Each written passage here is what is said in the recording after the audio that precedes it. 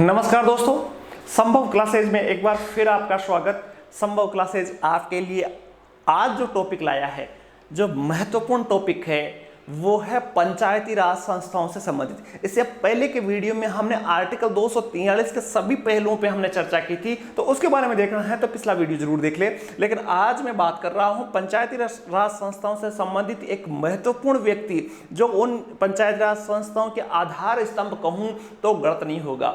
मैं बात कर रहा हूं आज बलवंत राय मेहता की, जिन्होंने पंचायती राज संस्थाओं की स्थापना में आधार स्तंभ वो थे, निर्माता वो थे। इन्हीं की सिफारिशों के आधार पर भारत में पंचायती राज संस्थाएं स्थापित हुई। देखो, बलवंत राय मेहता के बारे में मैं बड़ी रोचक जानकारी आपके लिए लाया हूं, तो वीडियो को अंत तक देखना, आप काफी रोचक रहने वाला है आज का वीडियो। बलवंत राय मेहता गुजरात के मुख्यमंत्री थे, दूसरे मुख्यमंत्री थे, और ये एक ऐसे व्यक्ति थे जिनकी मृत्यु 1965 के युद्ध के दौरान हुई, और इनकी मृत्यु जो है वो पाकिस्तान के हमले की वजह से हुई थी। बलवंत राय मेहता कमेटी की सिफारिशों की चर्चा हम करेंगे, लेकिन सबसे जो आश्चर्यचकित बात है, रोचक बात है, जो अपने को कम पता है, वो एक ऐसे राज्य के मुख्यमंत्री, एक ऐसे मुख्यमंत्री जिनकी मृत्यु पाकिस्तान के वायुसेना की स्ट्राइक के दौरान हुई थी। तो आज हम सबसे पहले वो घटना बताते हैं जिसमें बलवंत राय मेहता की मृत्यु हुई थी। ध्यान से देखना, बलवंत राय मेहता का जो मुख्यमंत्री के रूप में पद प्राप्त करना और उनकी मृत्यु, दोनों घटनाएं काफी अलग प्रकार की थी। किस प्रकार वो मुख्यमंत्री बने वो भी एक अलग रोचक कहानी थी, और किस प्रकार उनकी 1965 के युद्ध के दौरान वो वीरगति को प्राप्त हुए, ये घटना भी काफी अलग प्रकार की है। तो सबसे पहले देखो, हम देखते हैं पंचायती राज संस्थाओं की चर्चा हम करें उससे पहले आपको थोड़ा सा इनके जो रोचक हिस्ट्री है वो बता दूं कि ये गुजरात के मुख्यमंत्री थे। उन्होंने 24 अगस्त 1963 को मुख्यमंत्री वो बने। अब देखो, इससे पहले गुजरात में मुख्यमंत्री थे जिनका नाम था जीवराज मेहता। ध्यान से सुना, ये कहानी बड़ी इंटरेस्टिंग है। बलवंत राय मेहता गुजरात के मुख्यमंत्री बने 1963 में, 24 अगस्त 15 अगस्त के जस्ट बाद 9 दिन बाद में 63 में, और इससे पहले थे जीवराज मेहता। अब देखो, 1962 के युद्ध में भारत और चीन का जो युद्ध था उसमें भारत की एक तरह से पराजय हुई थी, यह स्वीकार करना पड़ेगा। हम चेक अखबारों में कितना ही सुने कि युद्ध अनिर्णित था, लेकिन भारत को मैं स्वीकार करता हूं कि भारत की पराजय उसमें हुई थी, और उस समय कांग्रेस का शासन था। 62 के युद्ध के कारण, 62 के युद्ध की नाकामी, भारत की जो नाकामी रही, चाहे प्रशासन की रही, प्रधानमंत्री की रही, पार्टी की रही, कुछ भी रहा हो कारण, लेकिन इसकी वजह से कांग्रेस की छवि क्या हुई, बड़ी धूमिल हुई। अब इसी डैमेज कंट्रोल के लिए कांग्रेस ने एक योजना बनाई थी जिसको बोलते हैं कामराज प्लान।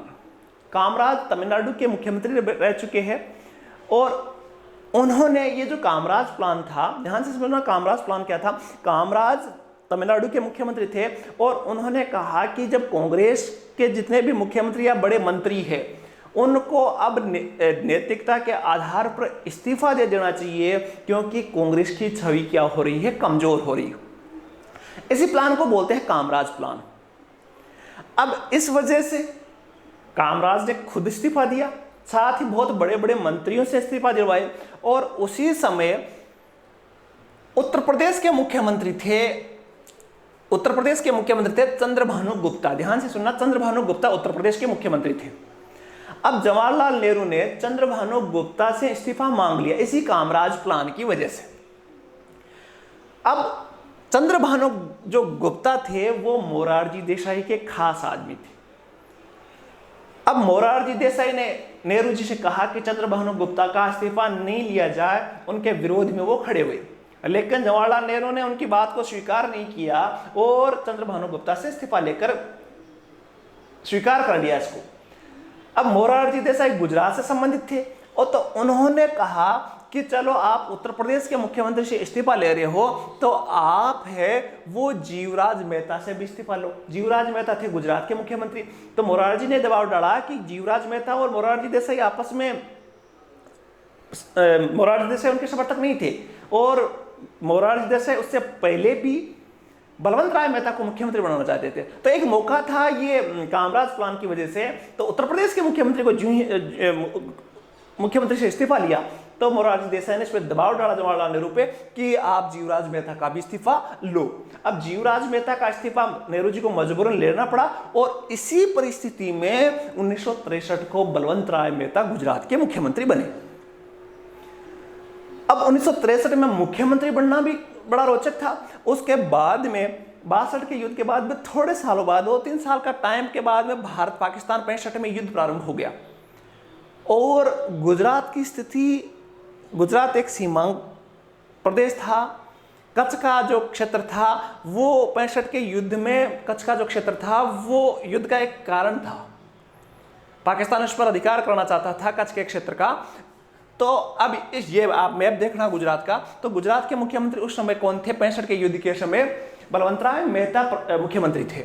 अब गुजरात के जस्ट नजदीक यहां देखो पाकिस्तान था, थोड़ी सी दूरी पे गुजरात था और ये विवादित क्षेत्र था। कच्छ का जो क्षेत्र था वो विवादित क्षेत्रों में था। उस समय पाकिस्तान इस पर अधिकार करना चाहता था और यहां गुजरात में जब युद्ध चरम पर था तो उस समय सांप्रदायिक तनाव की स्थिति थी और इसी दरमियान यहाँ एक मीठापुर एक जगह है द्वारिका के पास में, द्वारिका ये है और यहाँ एक मीठापुर जगह है। तो सांप्रदायिक तनाव की स्थिति थी तो बलवंत राय मेहता ने सोचा कि एक यहाँ बैठक की जाए, लोगों को संबोधित किया जाए और सांप्रदायिक तनाव कम करने का प्रयास किया जाए। बलवंत राय मेहता अहमदाबाद से एक फ्लाइट लेकर, जबकि उनके सारे सहयोगियों ने कहा था कि इस समय युद्ध चल रहा है, तनाव की स्थिति है और यहां से, ध्यान से देखना, यहां से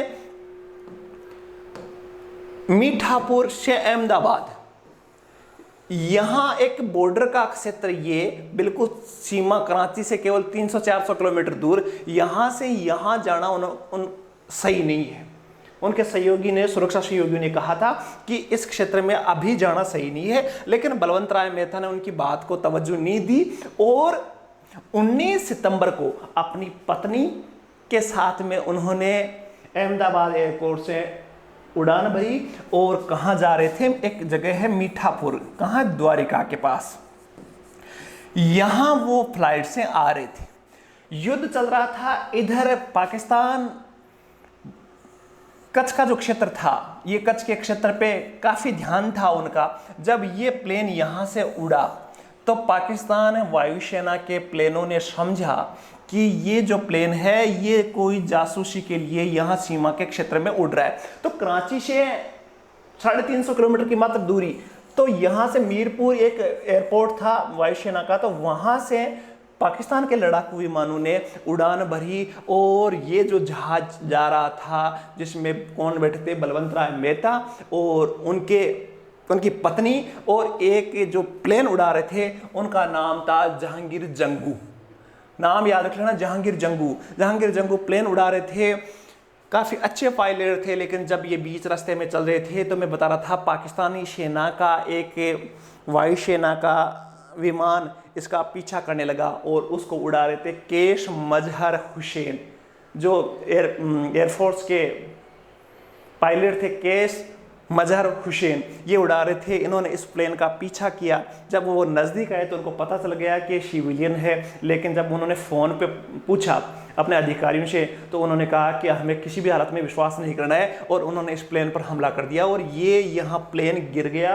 और उसके बाद में बलवंत राय मेहता, उनकी पत्नी का नाम था सरोजाबेन मेहता, और जो उड़ा रहे थे प्लेन पायलट जहांगीर जंगू, और साथ में कुछ 1-2 पत्रकार थे, उनकी यहाँ प्लेन क्रैश में मृत्यु हुई।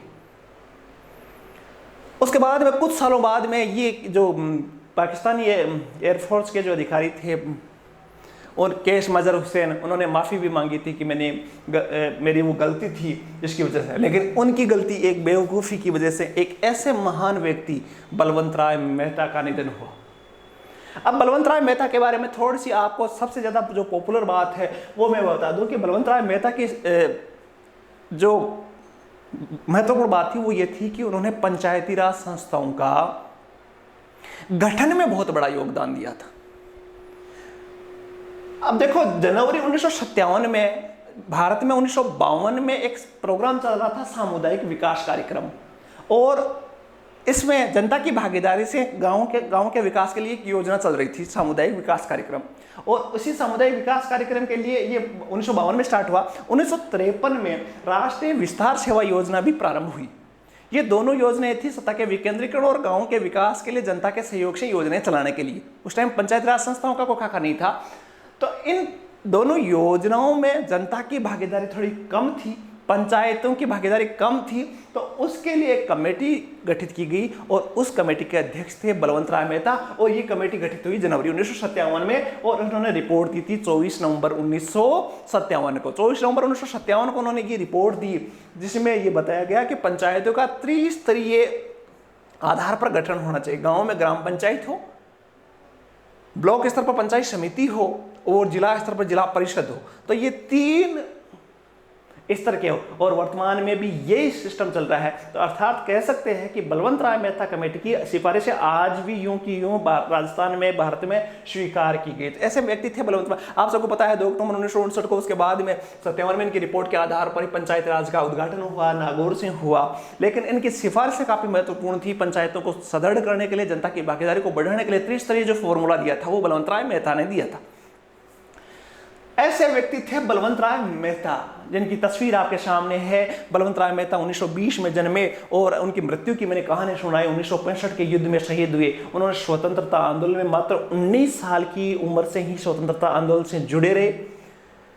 जलियांवाला बाग हत्याकांड के बाद में स्वतंत्रता आंदोलन से वो जुड़े और अपने अंतिम समय 1965 तक भारत के सच्चे सपूत की तरह भारत की सेवा में लगे रहे। आपने बहुत सारे काम देखे, मुख्यमंत्री का कार्यकाल देखा, उनके शहीद किस प्रकार हुए वो देखा, और साथ में पंचायती राज संस्थाओं के निर्माण में इनका सहयोग रहा। ऐसे व्यक्ति थे बलवंत राय मेहता। पंचायती राज संस्थाओं से संबंधित काफी महत्वपूर्ण व्यक्ति थे। बलवंत राय मेहता की सिफारिशें भी काफी बार पूछी जाती है। एक नए वीडियो जिसमें पंचायती राज संस्थाओं को सुदृढ़ करने के लिए जिस प्रकार बलवंत राय मेहता समिति का गठन किया गया था, उसके बाद में कौन कौन सी समितियां गठित हुई, जैसे अशोक मेहता है, एमएल सिंघवी समिति है, तो उनके बारे में अगले वीडियो में हम चर्चा करेंगे। आज का वीडियो कैसा लगा, बलवंत राय मेहता की कहानी आपको कैसे लगी, कैसा उनका जीवन था, कमेंट करके जरूर बताना।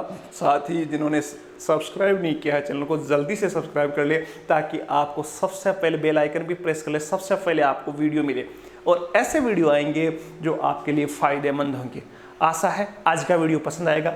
एक नए वीडियो के साथ जल्द मिलेंगे, तब तक सबा खैर, धन्यवाद।